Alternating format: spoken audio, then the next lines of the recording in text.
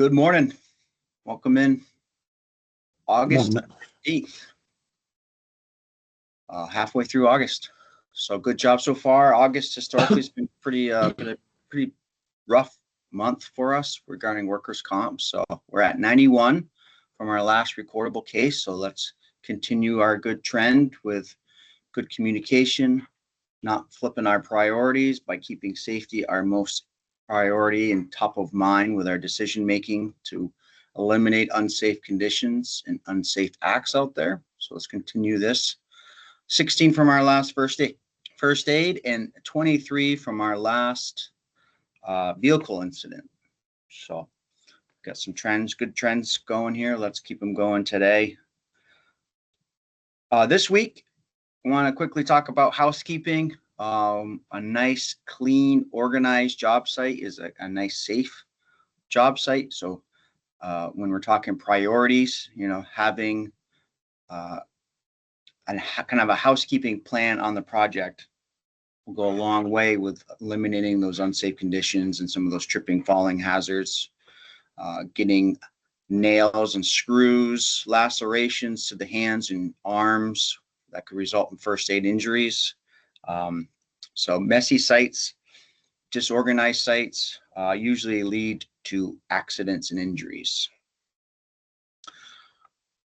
So type of hazards that we see when we have kind of piss poor housekeeping, stripping over loose objects and floors, stairs, and platforms, being struck by falling objects, slipping on greasy, wet, or dirty surfaces, if we're not cleaning up after spills, oil spills, especially like kind of in the shops, striking, being struck by like projectiles and poorly stacked items or misplaced materials. A lot of that's kind of more on the concrete side with all the lumber, especially when we're stripping or getting organized. A lot of hand injuries occur to this type of kind of really bad housekeeping. So, usually Fridays are a great day, kind of at the end of the day. That's why we kind of highlight it every Friday, or like at least throughout the calendar year, to really kind of have a reset and a recalibration on housekeeping on our projects. Tom and I try to stress it when we visit jobs and we see really a disorganized trailer or a job site that could be a little disorganized at times. We'll step in and help out as well when we see it. So some of the benefits of good housekeeping, is it's kind of a little morale booster just to kind of feel organized, and it feels good to know where everything is, especially if you start getting frustrated. You can't find that 2x4, you can't find that tool, can't find that extension cord. If the truck is dirty, the tool crib is dirty, or no one knows where people aren't putting it back where they found it. It kind of happens in the backyard a little bit at time to time, especially in the sign shed. So good housekeeping goes a long way when it comes to just behaviors. You get less frustrated. There's less need for handling too, material handling. You don't have to work twice as hard. We got fewer slips and trips. We have less potential for any fire potential out there. Lower worker hazard to dust and vapors as well.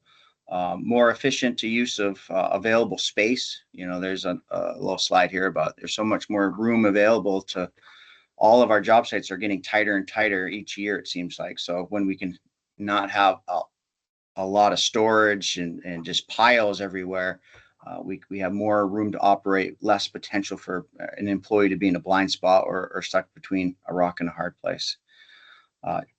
Like I said before, tools and materials are easier to find and improve morale and productivity when we got good housekeeping.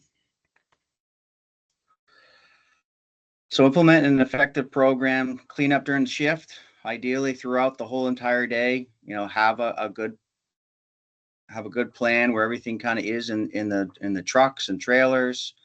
When we're storing a lot of construction materials on a project, try to think it out ahead of time. Where do you want to put your structures, your pipe? Where do you want the concrete guys to put their forms, the lumber? Have that kind of well thought out plan ahead of time. You can make better decisions versus just in real time and it's coming at you. You're just trying to solve problems really fast. So really try to have that foresight and thinking ahead on these jobs. Think about, when we do have a lot of debris, do we need a dumpster? Do we need more trash cans on a site? We definitely have trash here in the shop, in the backyard. But again, if you're going to use a lot of debris, we want to be good stewards of the environment. I believe that's this week's code item that Ben will highlight, but let's not bury stuff and have trash and water bottles throughout the whole entire job site. It's, potentially getting in the rivers and the streams and washing downstream. And then just remove unused materials, stuff that you don't need on a job site. Bring it back. Try to again have that foresight, that the thinking ahead about how can I keep my job site clean and orderly. But again, you don't want to get rid of stuff that you're going to use the next day. But if you're not ever going to need it again, bring it back to the shop or bring it back and throw it in the dumpster. So kind of a quick and easy one. Just wanted to highlight a couple of those key parts with housekeeping. Again, a nice, clean, organized job site goes a long way with morale and safety. So remember those priorities today. Let's try to really work on our housekeeping, especially before you wrap up for the weekend. Or if you're working tomorrow, same thing. So you're coming in tomorrow with a nice, clean, orderly job site, so you can max your efficiency and your safety. Marry those together so we can be safe and sound each and every day. Tom, you got anything to add on housekeeping? Yeah, you hit on the safety side of it really well, but I just want to point out too is when you're disorganized, you tend to get tools. So, you might get 5 different tape measures and 5 different hammers from the tool crib when you only need 1 or 2, and you just keep getting them because you lose them, right? So if you're organized, you're going to use fewer tools unnecessarily, which means that we're going to save money. We're going to save money on that sort of stuff, which means it's better for all of us here on the meeting. So. Yeah, good point, Tom. All right, Ben, it's all yours. Thanks. It's a good one. Taking care of the job sites is important for all those reasons. Plus, it's how you clean your house before you get company. Yeah. Or people clean their trucks out before somebody else rides with them. Our job sites are always open to the public usually, and a good clean job site, clean vehicles, things that are taken care of. They show that our priorities are straight. They show us as being give us a professional image. They show that you're organized and you have a good plan. I think a lot of that stuff was weaved in there, but it allows us to have a little bit of pride in what we do, because it is embarrassing for me to drive past a job site that looks like, bomb went off and it's just a mess and it's disorganized.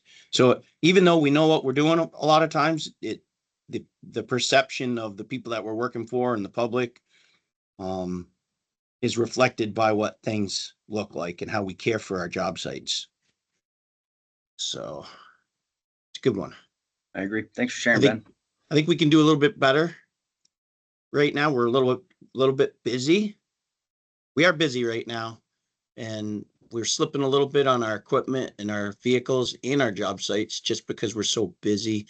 Let's try to everyone get together and hold each other accountable for the job site care, but also the equipment care.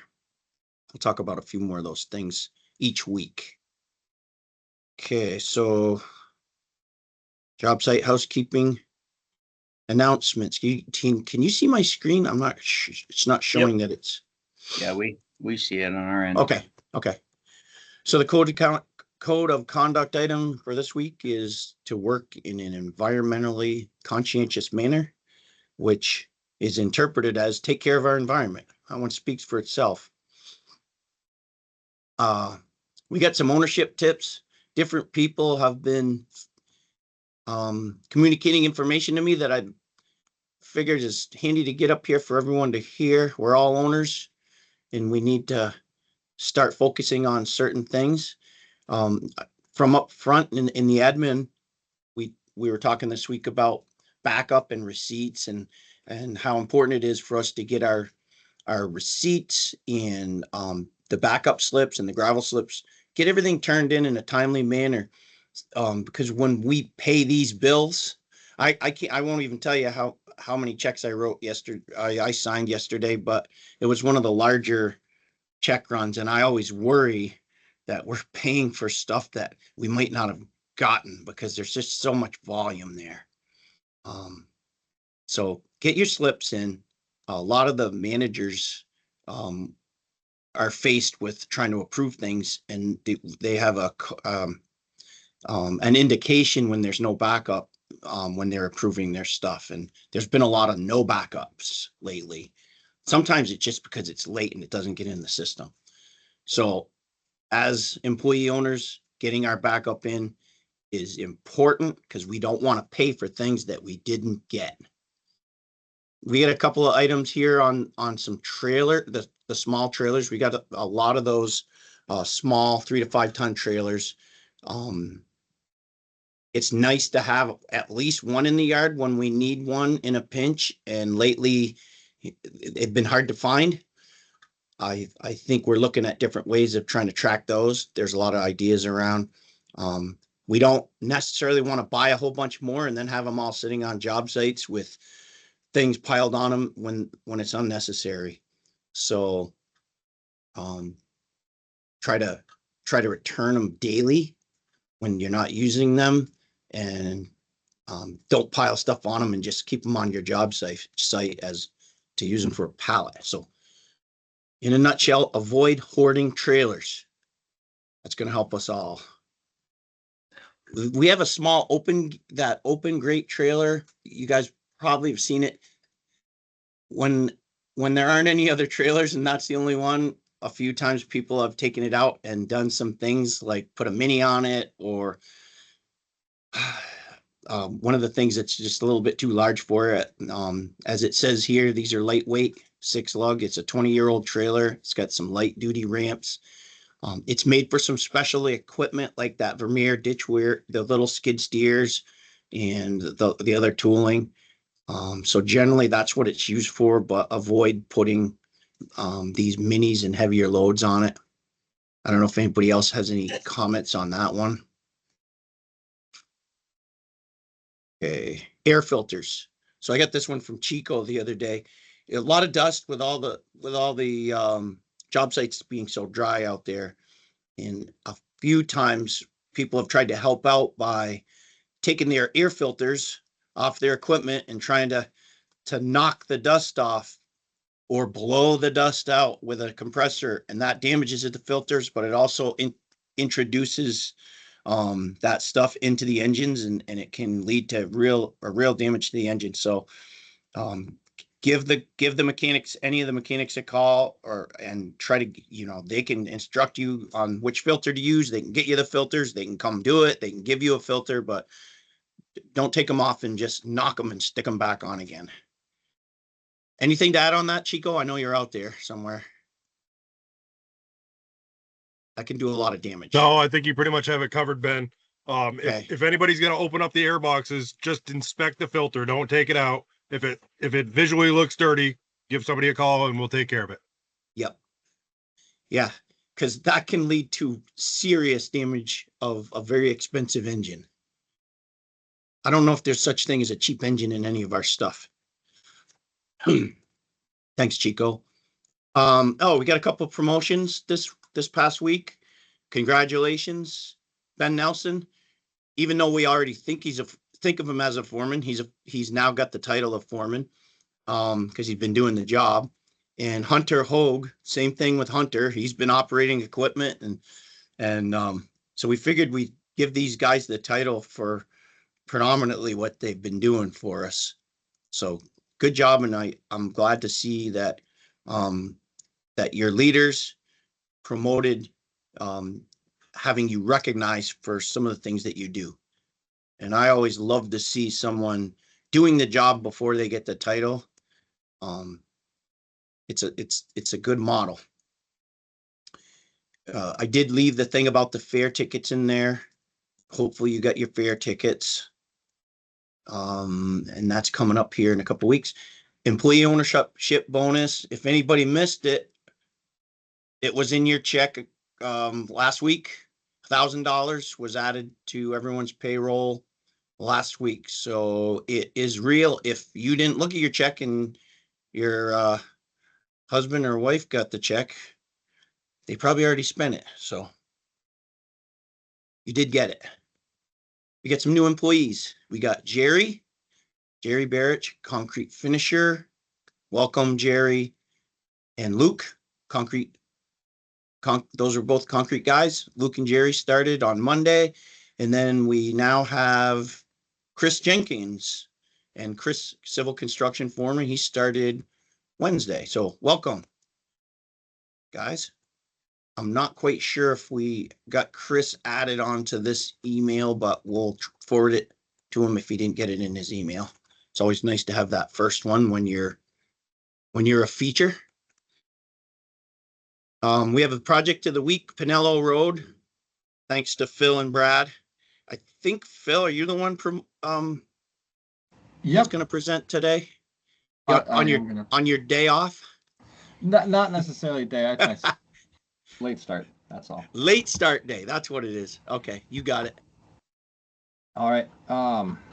Sorry, I should have scrolled down. All right. So the town of nice. Go ahead. The town of Bethel hired ECI to rebuild the Highway Bridge 52 and remove both the existing 100 linear foot temporary off alignment bridge and the remnants of the old bridge, which was destroyed during a 2019 storm when the Gilead Brook overtopped its banks. The project was particularly notable as it marked ECI's first fully self-performed cast-in-place bridge deck, excluding only the bridge rail installation. So here is the old bridge as it's being flooded and washed away. And this is the temporary bridge they installed in the meantime, just kind of off to the side of the old one. Although the crews were eager to begin in May, in-stream work windows limited how much progress could initially be made. Fortunately, weather conditions were favorable and the brook remained below its ordinary high water level. And this allowed the team to begin pile driving, abutment forming, and placing type 4 stone. So you can see kind of the washout previously from an old storm. The brook really runs a lot wider, obviously when it floods than it does normally. And so this is the old bridge abutment right here that they're working on digging out, while on the other side they've used the river banks basically as a makeshift cofferdam to get themselves ready to start driving pile. Here are the guys driving those piles with our homemade jig, which always works well. And it's a tight site, but it's working well. And of course, shut the pumps off when we don't need the hole to be dry. And there's Ricky digging out the abutment one side. You can see the 3 piles sitting there.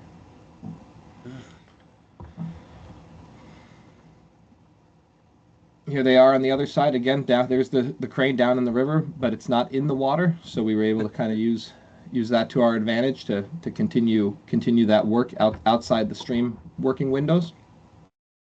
Now the new bridge consists of 2 integral abutments supporting W30 by 125 girders. ECI requested an adjustment to the girder elevation to enable the use of stay-in-place metal forms, a forming system that we became highly proficient with during the Richmond Bridge project. So initially they showed the underside of the bridge looking like that. We asked them to lower the center girder by a couple inches to allow those stay-in-place metal forms to be used, and those are just nice because they stay in place and you don't have to strip them afterwards. Here are the concrete guys inspecting the abutment prior to the first abutment pour on the abutment one side. And I like this photo in particular. This image highlights ECI's capabilities because in the foreground you got Ricky using in-house fabricated surfaces to construct the keyways for this Type 4 stone. And in the background you got the crane and the trailer pump that we own pumping concrete for the second abutment pour. There wasn't a lot of room for concrete pumps on this job site, but this was kind of a good way to make that happen in those hard to reach places. So just very versatile company that we work for, that's for sure. Here's I think it's Willie and Ricky maybe. Not sure who's in the second machine, but working on placing that Type 4 stone. And that Type 4 stone is always fairly large and cumbersome, and the trucks want a little bit of extra money to haul it. It's not easy on anyone placing it, but it does a good job. And got that in before we set those girders. So then those girders showed up. It's all 3 of them. we unloaded those. We ended up rigging the diaphragms to either side of the center girder, which made it a lot easier for fitting up the matching girder on either side, the adjacent ones. And there's Oh, yeah. Isaac proud as a peacock after he landed the first one. And then we got girders 1 and 3 as well, and got those set. It was a fun day. A lot of us were down there helping get those set. Started at about 7 o'clock, and at 9:30 we had all the girders set and bolts stuffed and ready for final tensioning. So a little bit smaller than Richmond, but still something we're good at doing. And yeah, beautiful day for it. So Yeah. and this is a nice picture. It shows the overhang brackets and the stay-in-place metal forms all in one shot.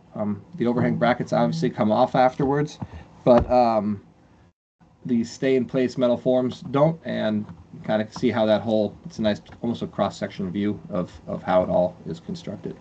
Brad had mentioned that we had a young inspection staff. I didn't realize quite how young he was talking about, but there's Sawyer Pasker, making sure the forms are all sealed and the chairs are where they need to be. So there's our bridge screed set up. We got some extra components to allow for some adjustability. Guys pushed really hard to get all this deck tied in time. We had a Tuesday pour scheduled, and going into the weekend, we were a little bit behind where we wanted to be, but came out of it, hit it hard on Monday, and we're ready for that pour. So there's the screed in its final condition. And there is the army of guys helping pour out that bridge deck. We got Todd on the winch, Marty on the hose, Nate and Willie, Mark Covey's on the pressure washer in the background. Had a great crew on it. So if I forgot anyone, thanks for the effort.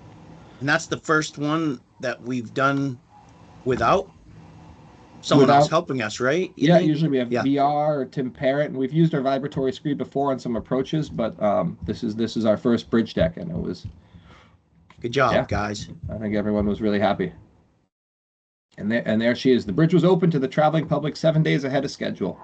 Due to the space constraints between the two intersecting roads and the bridge, the crew chose to delay the installation of the approach rail until after the temporary bridge was removed, giving them more working room.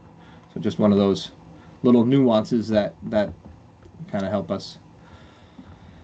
So there is the temporary bridge, something we've built plenty of times and taken apart, almost just as many. And so the low stream, the low clearance, and the lack of back walls allowed the temporary bridge to be removed without cranes. Instead of cranes, crews used shoring towers built from waste blocks and H-piles to support the rollers that the bridge would slide along as it was incrementally pulled back and assembled. So there you can go. The bridge deck has the bridge deck's completely removed. You can see Matt there in the background anchoring down the H-pile that supports the rollers. And so what they did is they jacked it up, they slid a roller underneath, and they had one over here on the abutment, and then they would roll it back a little bit at a time. Deconstructing it is almost as tricky as, or maybe more than putting it together. Yeah, it definitely, it really can be. Because of the proximity of Gilead Road, which is exactly perpendicular to Pinello Road, we can only disassemble about 30 feet at a time. And so there it is at its first hold point. Part of the bridge is taken off in the back already, and you've got 70 feet still sitting there. So there the crews are. It's from a different angle, so you can see the supports. And then exactly. So what happened here is, you have to roll it off this last support, and so the bridge cantilevers out over the rollers at the old quote unquote abutment, and so we put some counterweight on the backside. You saw the bridge start to lift off the rollers, and you knew you had it. This occasionally resulted, I'll just read the text. This occasionally resulted in a significant cantilever. To manage this, crews added counterweights to the back half of the bridge, balancing it sufficiently to allow for continued de-launching. You see Matt cleaning before we send it back to the district garage. So they use these all over the place. They store them, and then when a bridge washes out, they come out with their bridge crew or they hire ECI to install it all over again. Kind of a neat system. So here's two side-by-side shots, almost from the same place of the temporary bridge, and then the new bridge we completed. So now The guys just have a little bit more stone work to do, some topsoiling, and then they have to just regrade in Gilead Road into Pinello Road, and that project will be all wrapped up. Nice. And You're gonna then go. from You also do the archives. I put the archive photos in there. I think that was 2013, 14, but McKinney can correct me if I'm wrong, because I wanted him to see this one. This is bring back some memories for Ben McKinney on this That's one. correct. 13, 14. I found a few photos of it. I wanted to try to get one of the one when you kind of were beginning with some of it. I think that's you right there. I was in the Bethel one too. I made it twice this week. That's yeah, rare. he was setting steel. Very nice. Yep. So there, go down a little bit, Phil. We've got a few more. Oh, There, look at that. that's got to be Mark Nash right there. Mark Nash, Tyler Clark. Yep. I could Yeah, be wrong and on that's the when opposite you were side. working next. You were working next to the tracks and putting the bridge in on one side, right? Yeah. Yeah. It might be Ron and Gene on the other side. I'm not sure. Yeah, they're supervising the other side. That was quite a job. There's the train. Go over it. And I like these last two photos. It's a good looking bridge. Mm-hmm. Heavy duty. So I love that. That's a nice picture right there. I don't know. I think that you must have taken that one, Ben, or either that or Ken, but that's a good quality photo. All right. Well, Very thanks, good. guys. Thank you. Matt, we'll turn it back over to you. Yeah, if you're watching a group send, please send over that attendance that you watched it with. If you're on the meeting, we have you in the attendance report. So let's have a safe day. Let's have a great day. Thanks, guys.